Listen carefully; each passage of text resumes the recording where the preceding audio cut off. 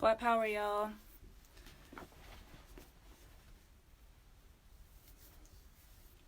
Black Power, Gigi. Good morning, Black Power, Black Power. Come on into the room. Share in all your groups, share on all your pages. I hope y'all are as excited as I am to discuss this political education we're going to be going over this morning. Really heavy chapters. We're finishing up chapter 26.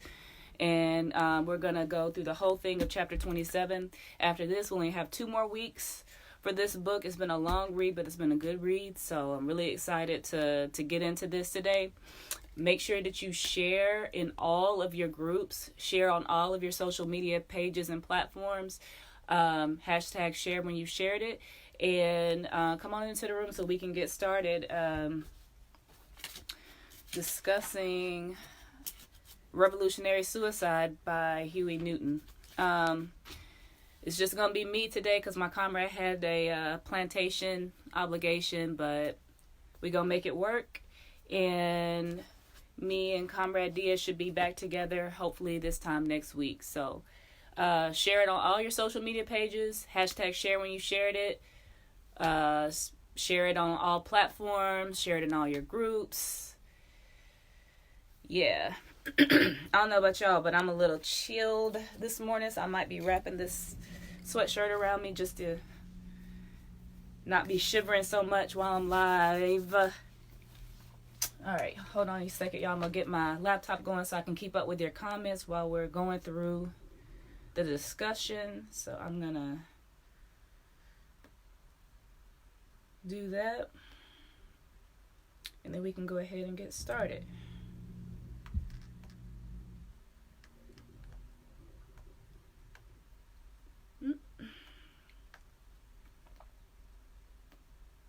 Let's see what we got here. Here we go.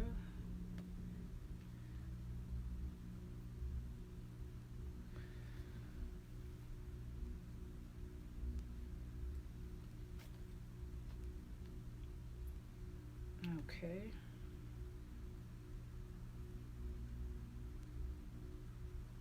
Hold on a second, y'all. Just trying to make sure I can go through your comments. I want to be able to do that while we're going through the discussion and not have to worry about tipping my phone over.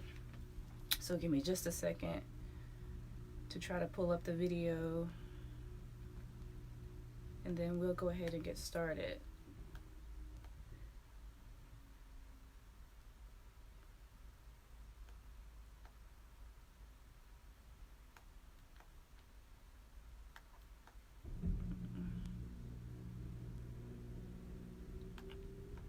Like 30 more seconds, y'all, and then we will get started.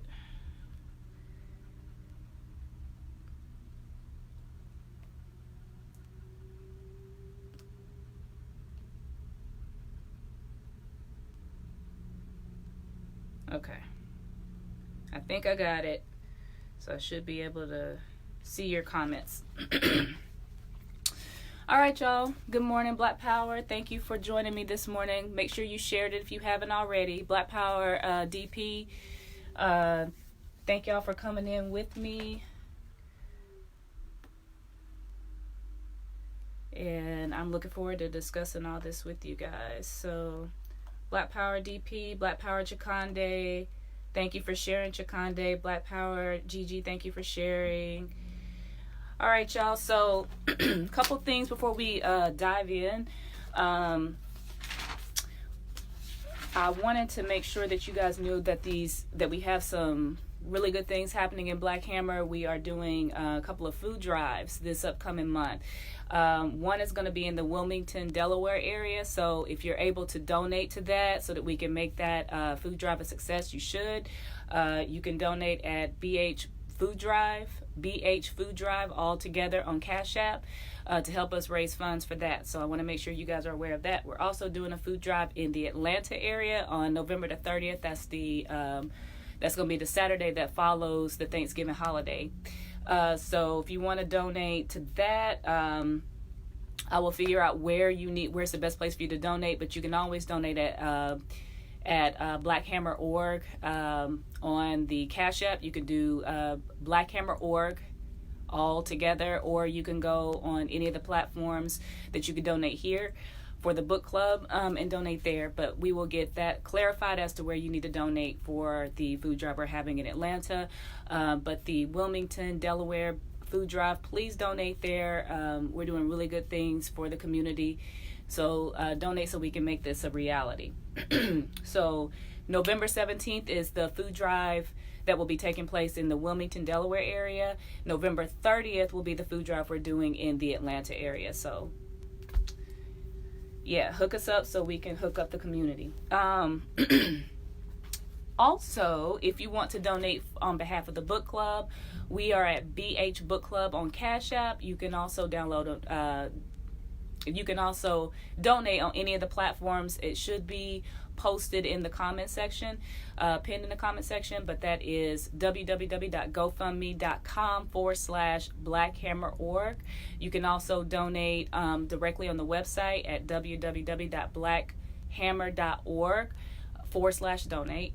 And then you can also donate on the at BH Book Club, and you can donate there. So donate on any of those platforms to make this a reality, to keep this going, because to get this political education takes resources to do that. So we appreciate you giving us the support.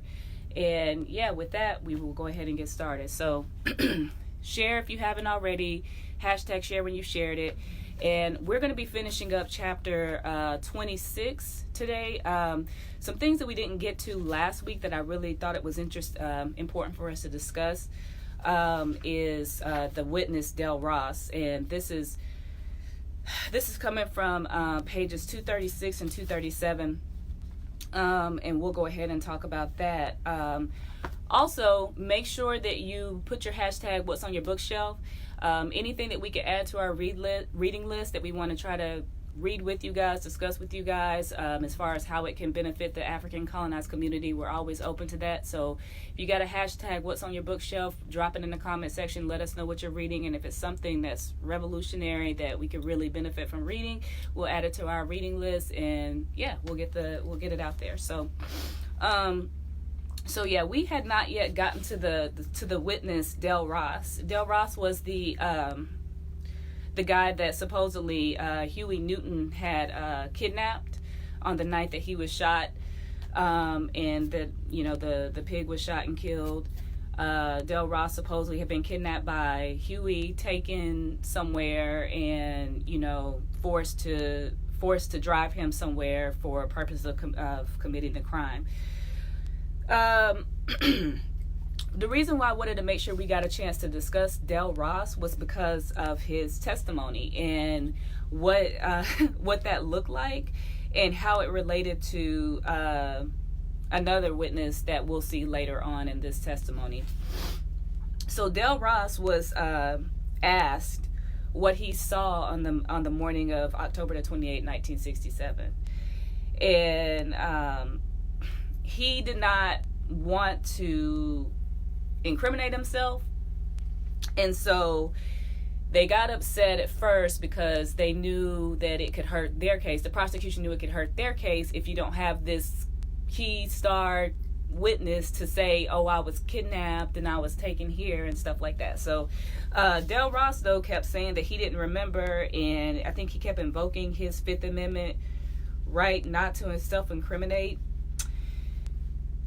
And anyways, the prosecution saw what happened, and they allowed him to say he did not remember what he saw, and as a result, they allowed to coach his testimony through so it could support what they wanted the jury to think happened. And that was allowed. So that's going to be really relevant in comparison to what we see with the other witness that the prosecution wanted to bring forward, Gene McKinney, and that was the African that was riding with Huey Newton in the car at the time they were pulled over when all of this went down. So Yeah, so that happened. Del Ross's testimony was allowed to, basically, he was allowed to say he didn't remember what happened. He didn't want to self-incriminate, and that went through. They did drop the kidnapping charge due to lack of evidence, so that didn't actually help them. But that was one of their biggest witnesses that they had that could help the prosecution. So in this regard, it actually helped Huey's case in that it was such a weak testimony. Let's see. I took some notes on this because I thought it was kind of important, the comparison of the two. But we were actually going over pages 241 through 260, but since we didn't get a chance to talk about Del Ross, I thought it was important to mention him and his role in what we were seeing. So fast forward back to, we're still going through the testimony. This is a long trial, y'all, a long trial. But there were witnesses that were brought forward that witnessed that testified as to what they saw. On page 241, there was a black woman, an African woman, who said that she had seen three men running away from in the direction of the gas station in the corner of 7th Street and Willow Avenue. And another witness, a young man, told the police that he had seen two cars speeding away on North on 7th Street. And Jensen, the prosecutor, never called these people to testify because he wanted to create the impression that Huey was the only one that could have killed Frey. So he didn't want to give any reason. Those people being called forward could have produced a reason to think that somebody else could have been involved, or there could have been somebody else that shot Frey and killed Frey. So they wanted to keep those witnesses out if at all possible. Then, also, this is something else that's important. On page 242, they went through Greer's testimony because there was some sort of mix-up on the written transcript as to what was said by Greer, and they were using that for the benefit of the prosecution. So there was something that Gary, the attorney that's the attorney for Huey, he actually states that there was a transcript error and it needed to be clarified. So on page 242, I highlighted the section that says, the section read, about how old. The answer was, I couldn't say because I only had my lights on. I did get a clear picture, clear view of his face, but because he had his head kind of down facing the headlights on the coach, I couldn't get a good look. And it says over the word did, somebody had written the correct word didn't. So they actually made the correction because Greer was actually saying he didn't get a good look at the person. But throughout the trial, Jensen, knowing that this issue was crucial, he neglected to inform Gary, the jury, and the court that there was a question in the transcript of how clearly Greer had been able to see. Indeed, Jensen's contention was that Greer had gotten a good look and therefore was in a position to identify that person as me. As long as there was the slightest doubt in his mind about whether the word was did or didn't, he had the moral obligation to inform the court and the defense counsel, and it was an absolute matter of conscience that he listened again to the tape to see what the word actually was, and he never bothered. But of course, we know he wasn't interested in justice in this regard, just getting a prosecution.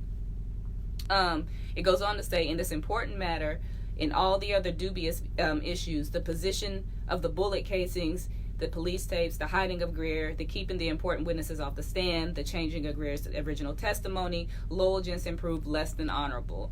It's the prosecutor's job to convict the guilty man, not an innocent one. Well, based on what we know about the court system. But anyway, and in my case, Jensen had many reasons to believe that I was innocent. So that's that section. So if you guys have Black Power Valencia, good to see you. If you guys have a hashtag read that back for the rest of chapter 26, please put it up there because I really like to discuss it. Also, after that, it goes into this letter that Gary receives during the trial, and it's from the KKK, and it's basically a threatening letter. I don't really see the point of reading it because you can imagine what's there. But it is on page 243. It does start out nigger lover, and then it goes into how they're going to basically do some damage if the courts don't rule the way they feel like they should. So this is just an ongoing thing in the American justice system. So Gary does try to get a mistrial granted. Of course, that's denied.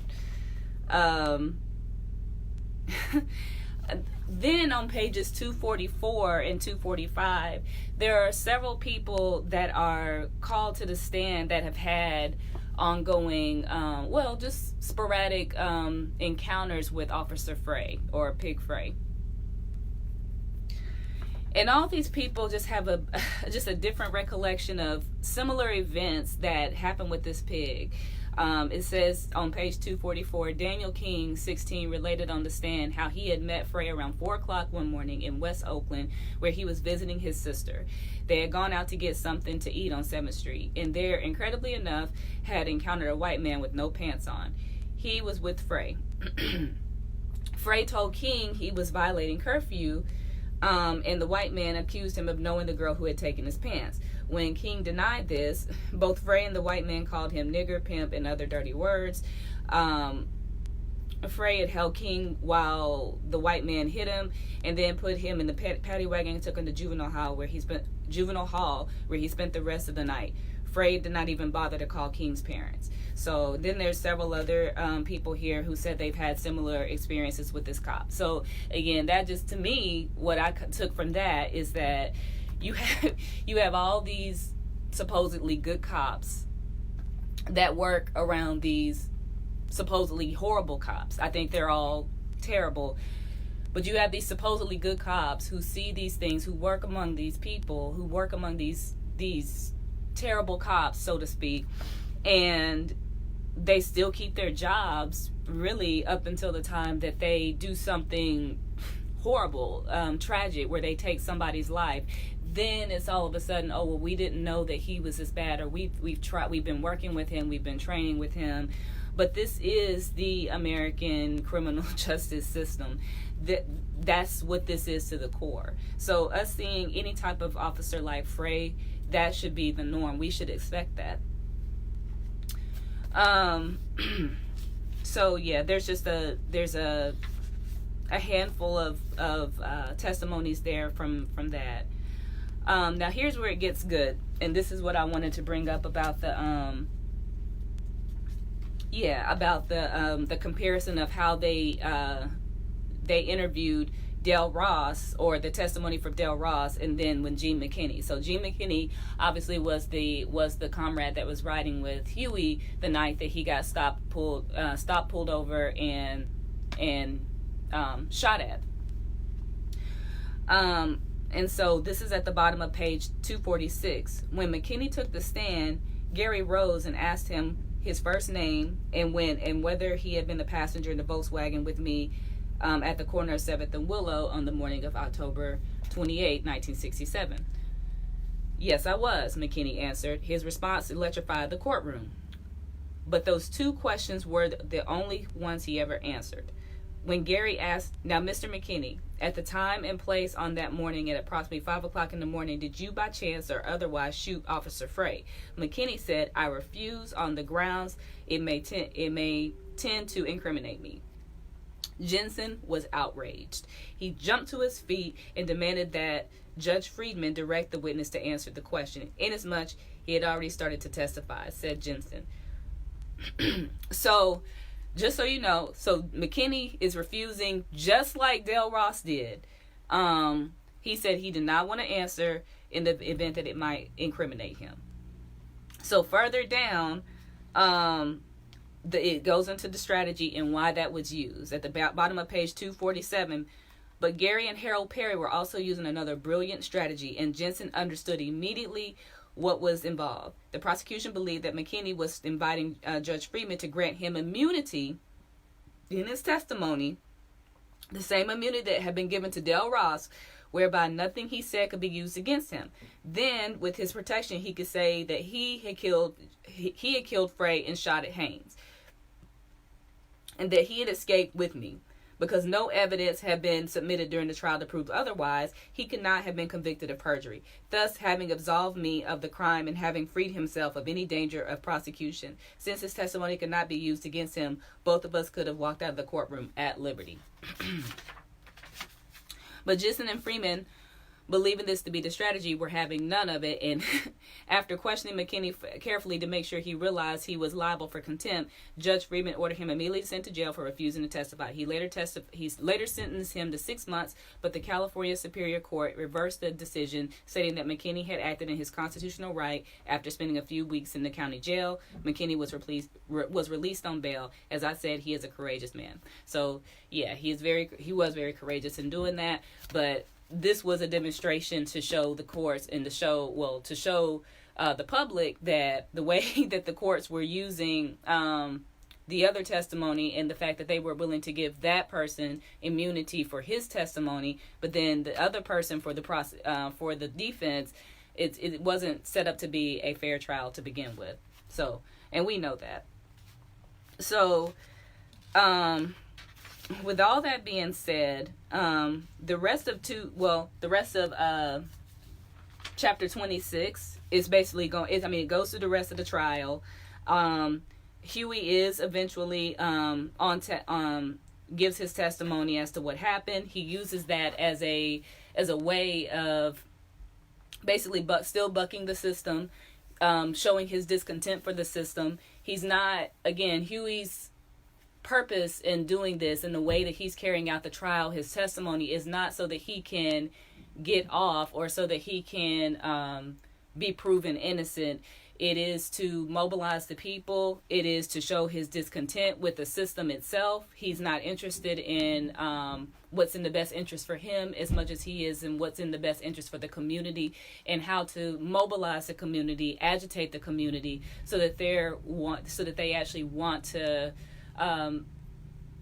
dismantle this system in the first place. On page 250, while he's on testimony, I believe it is. Let me make sure. Yes. He said, on one occasion I saw an opportunity to show my contempt for the judge, and I took it.